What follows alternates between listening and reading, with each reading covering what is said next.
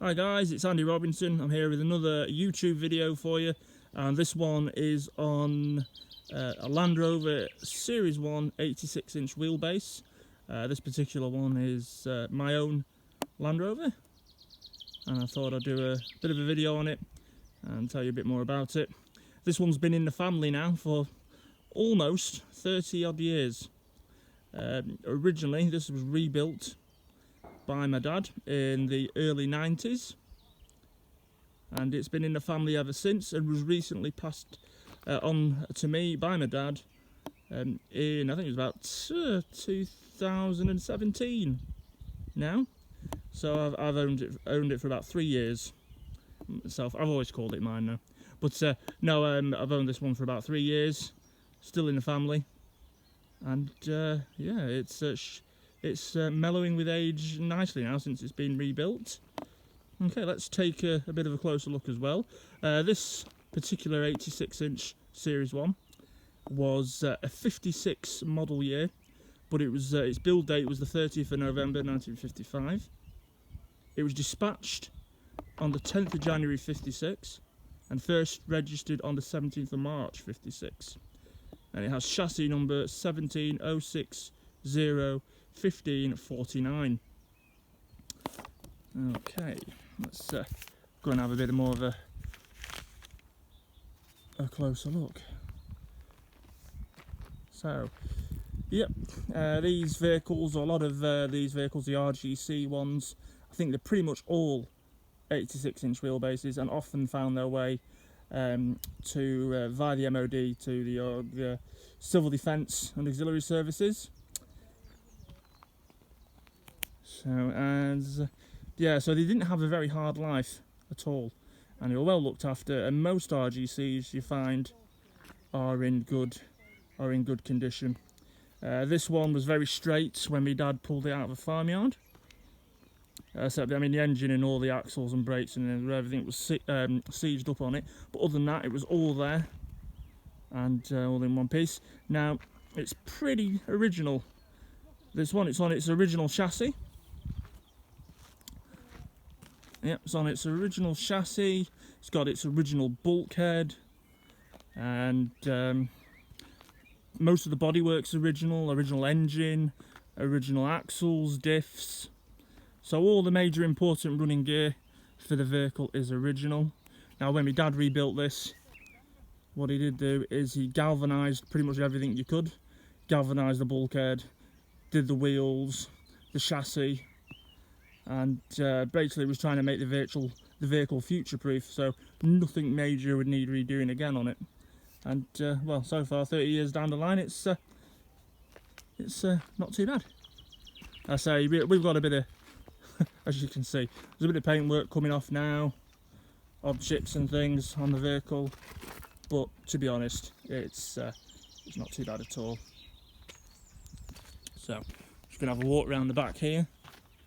As you see, this one as well, it's been fitted with a rear power takeoff.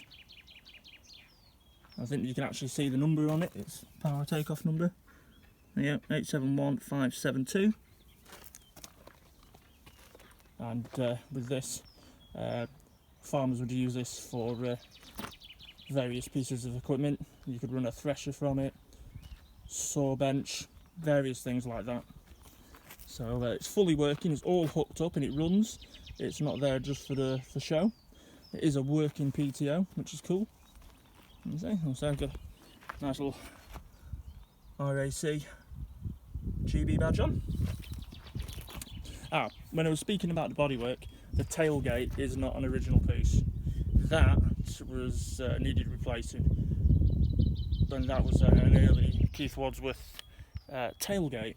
But yeah, looking good. Looks fine, you wouldn't really notice any difference. Okay, let's have a nosy around here. I say, still a few more bits of paint scratched and whatnot. Never mind.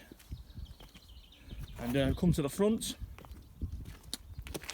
There you go. This has got an Aero Parts. See better my shadows anyway. An Aero Parts capstan winch.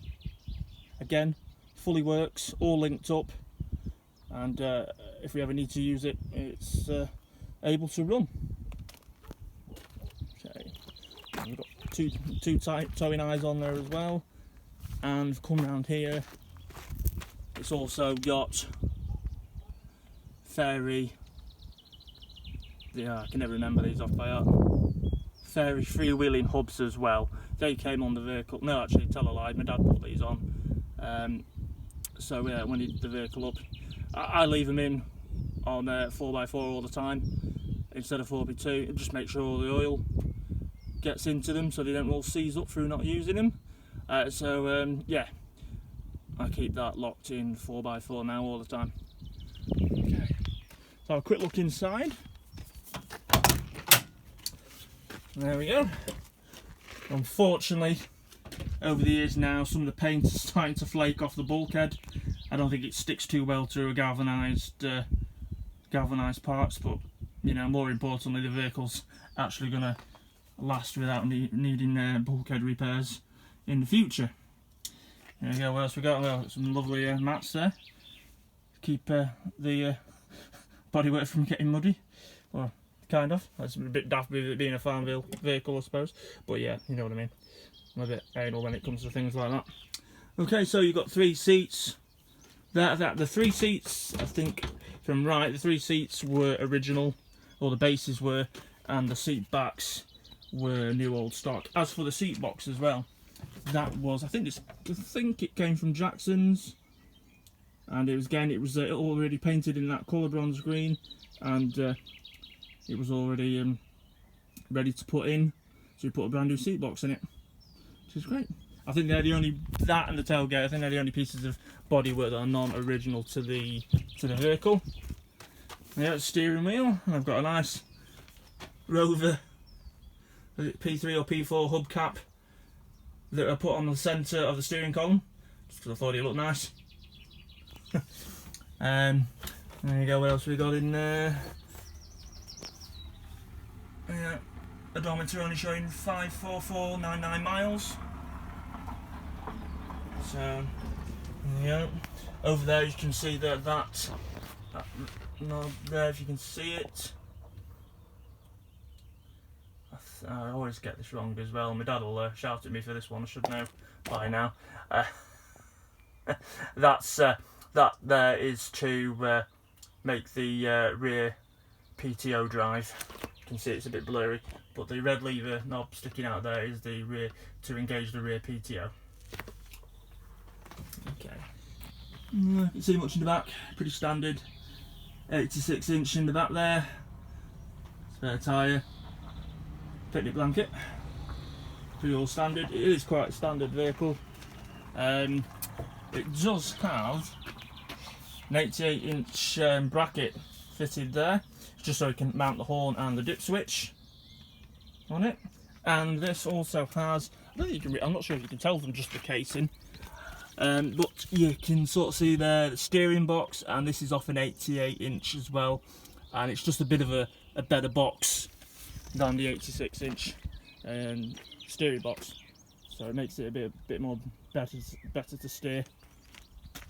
So yeah, and not sure if I mentioned this as well, on the front there behind the grille, if you can see it properly, they've got a chaff guard, which you don't see too many of those on vehicles. And again, this was put on the vehicle, and I think my dad found this again at an auto jumble. He put this on, and it just gets all the chaff from getting stuck all clagged up all under behind the radiator panel and everything. So that's a nice thing to see. So that's on the front of the vehicle as well. So there we go. So that is my 86 inch Series 1 Land Rover. Pride and joy. Also got as well, it's got little Lucas pig ear indicators at the top of the windscreen as well. So yeah, but no, yeah, there we go. So that's my little Land Rover Series 1 86 inch wheelbase, and fantastic. And actually as well, my dad also has an 80 inch, I think it's a 1953 80 inch that he's just sort of done. That's probably why he let me have this one, because he was getting that. But that's nice, and at some point I'll try and film that as well, do a video on that one when I get a chance, after all this lockdown has been over and done with. I can get round to my dad's. And also as well, I've just remembered, we're working on a 109 inch pickup that was imported from Australia, and that's pretty much all just been stripped down now, and it'll be it's in a slow process of being rebuilt, and I'll bring some videos to you about that as well, as and when we can start working on it again, because again, the coronavirus is pretty much wrecking everything at the minute, isn't it? But you know, obviously it's not the biggest problem in the world, is it, that we can't work on Land Rovers, but still, you know. I think actually my dad's been doing stuff, smaller stuff and repairs at home in his garage, so he has been tinkering around with some bits for the 109, but I've not been round to his house to see, really. Just keep a quick walk round again of the vehicle.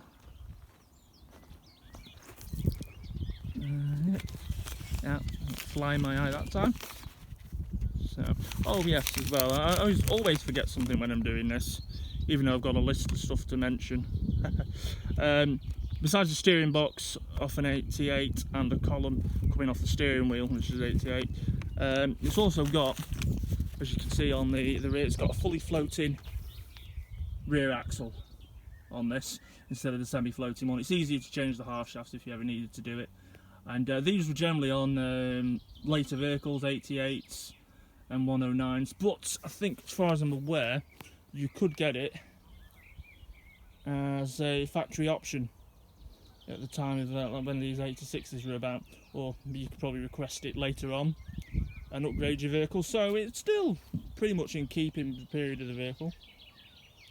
And I thought this was pretty cool.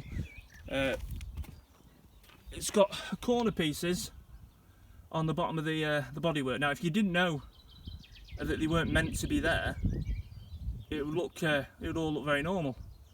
But they're quite a cool idea, and it just stops the corner of the bodywork from getting battered. So yeah, they were on the vehicle when my dad bought it, so we've kept them. Also as well, this is a pretty cool thing, like this little badge. It says 86 on, so we put that on the front. It's an 86 inch, and I'm now getting attacked by a bee. Right, anyway, I'm going to leave it there. Hope you enjoyed watching that. I'll bring you some more Land Rover videos at some point and when I can, but that is RGC 917, and that's my 86 inch short wheelbase Series 1. Oh yeah, by the way, if you like this, please give us a like and subscribe, and there'll be more videos on Land Rovers and RC cars coming up as soon as we can do them. Cheers for watching, bye.